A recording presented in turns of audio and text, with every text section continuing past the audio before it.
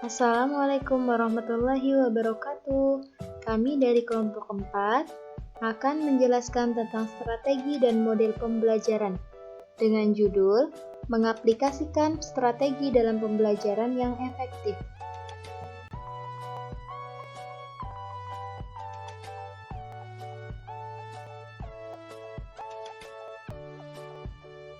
Jadi yang pertama adalah konsep dasar pembelajaran.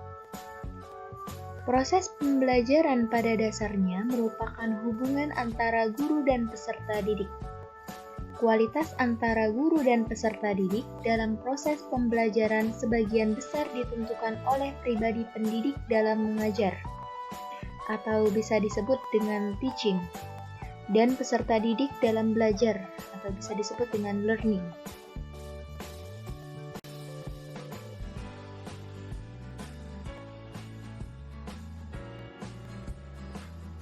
Selanjutnya adalah pembelajaran efektif. Tidak selalu mudah merumuskan secara pasti apa yang dimaksudkan dengan istilah efektif. Karena guru-guru selalu membutuhkan rentangan pengetahuan mengenai bahan kajian dan keterampilan profesional yang luas. Perdebatan umum mengenai pembelajaran yang efektif sering terlalu disederhanakan dan digambarkan sebagai perbedaan antara tradisional lawan progresif, formal.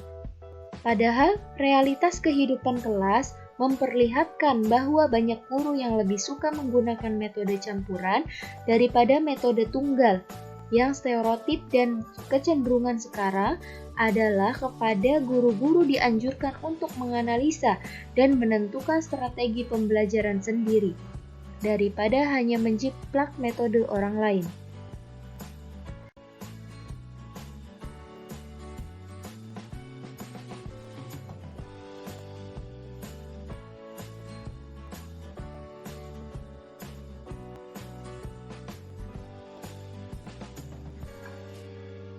Cara belajar yang efektif. Untuk meningkatkan cara belajar yang efektif, perlu memperhatikan hal-hal berikut ini. Yang pertama adalah kondisi internal. Yang dimaksudkan dengan kondisi internal, yaitu kondisi atau situasi yang ada dalam diri siswa itu sendiri. Misalnya kesehatannya, keamanannya, ketentramannya, dan sebagainya. Yang kedua adalah kondisi eksternal. Yang dimaksudkan dengan kondisi eksternal adalah kondisi yang ada di luar diri pribadi manusia. Umpamanya kebersihan rumah, penerangan, serta keadaan lingkungan fisik yang lain. Yang ketiga, strategi belajar. Belajar yang efisien dapat tercapai apabila dapat menggunakan strategi belajar yang tepat.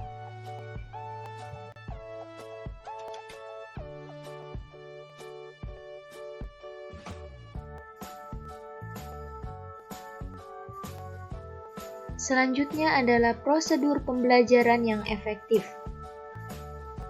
Agar memperoleh hasil yang memuaskan dalam proses belajar mengajar, peserta didik dan guru dalam proses belajar mengajar perlu memperhatikan hal-hal sebagai berikut. Yang pertama, menciptakan suasana proses belajar mengajar yang menyenangkan dan merangsang aktivitas proses belajar mengajar. Yang kedua, mengoptimalkan hasil belajar melalui proses belajar mengajar yang berdaya guna dan berhasil. Yang ketiga, mengerjakan tugas dengan baik. Yang keempat, merumuskan tujuan pembelajaran secara nyata. Yang kelima, melihat kembali hasil-hasil pembelajaran yang telah dicapai. Dan yang terakhir, mencari jalan keluar agar dalam proses belajar mengajar lebih aktif dan kreatif.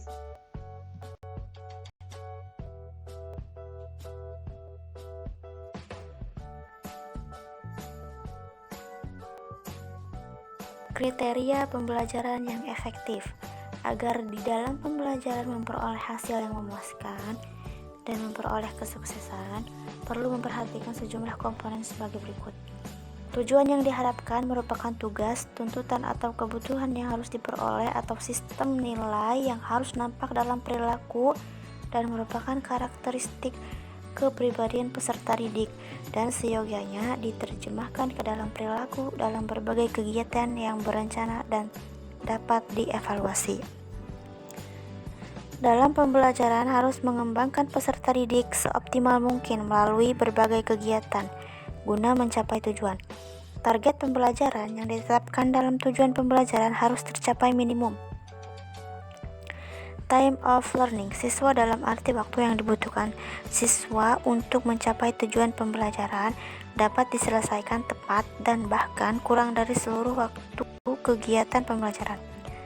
Perkembangan curiosity dan merangsang peserta didik untuk melakukan kegiatan belajar dalam mencapai tujuan-tujuan yang dikehendaki.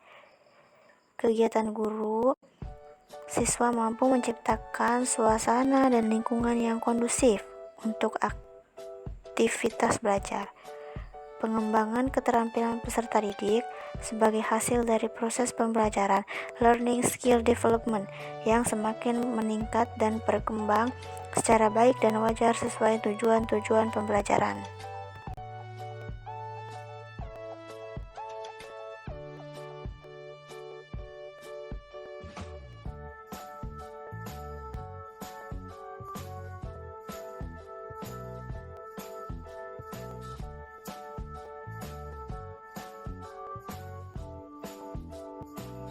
Metode dan metode pembelajaran efektif. Beberapa metode pembelajaran efektif yang mungkin bisa dipersiapkan untuk kita lakukan dalam pembelajaran yaitu 1. Metode role playing, 2. Metode pemecahan masalah atau problem solving, yang ketiga metode team games turnamen atau TGT, yang keempat metode jigsaw, yang kelima metode exam plus non-exam plus, yang keenam metode cooperative script, dan lain-lain.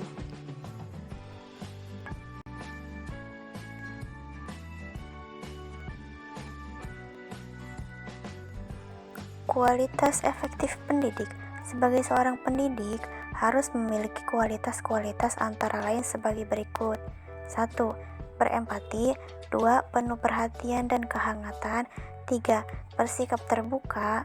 4. Menghargai dan menghormati.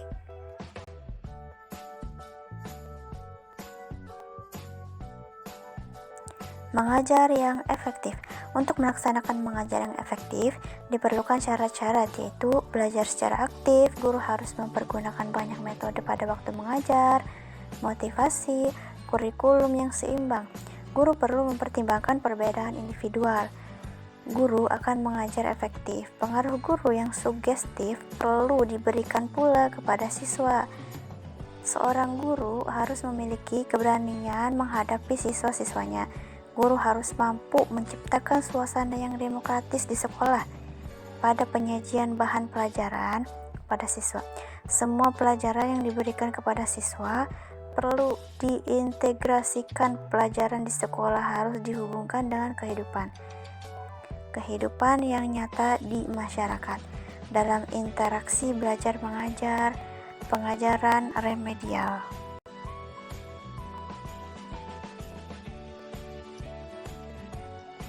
Kesimpulan, pada hakikatnya pembelajaran yang efektif merupakan proses belajar mengajar yang bukan saja terfokus kepada hasil yang dicapai peserta didik.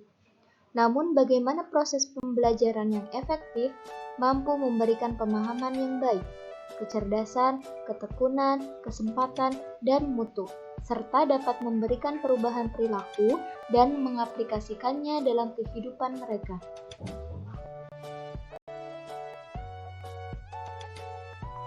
Baiklah, mungkin cukup sekian pemaparan materi yang telah kami sampaikan.